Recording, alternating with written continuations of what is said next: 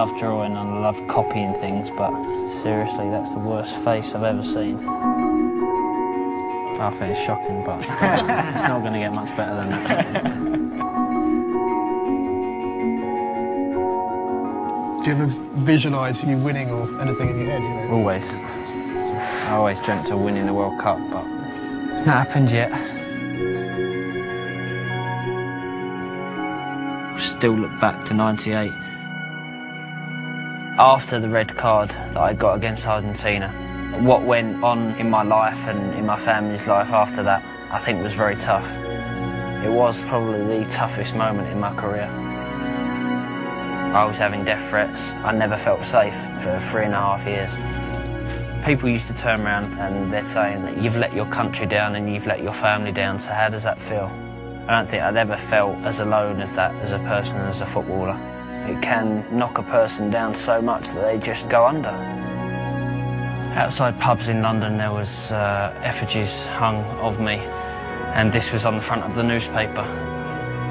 It's just something that sticks in my mind from that time. I'm trying to think what was said about me at the time. And there was a headline of 10 lions, 1 stupid little boy. It's still emotional, isn't it? Still raw. Yeah.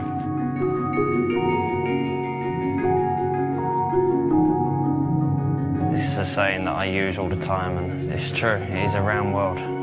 '98 was just before the World Cup. I was at the top, then after the World Cup I was at the bottom. And then you work yourself back up. The upside for me was the Greece game.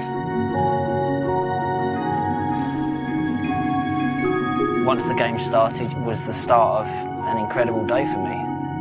It was either going to the World Cup that day or it was going into qualifying games, which none of us wanted to do because the expectations of us.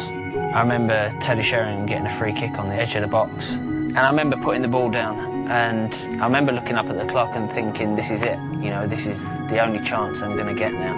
The only thing I could hear was the man and his drum around about here, I think.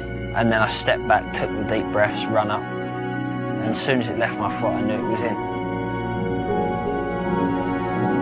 It was the loudest I think I've ever heard the fans. It was such a huge moment for everyone. I remember just running off and being that excited, just jumping up in the air. You know, I could have touched the top of the stadium if I wanted to because I felt that high.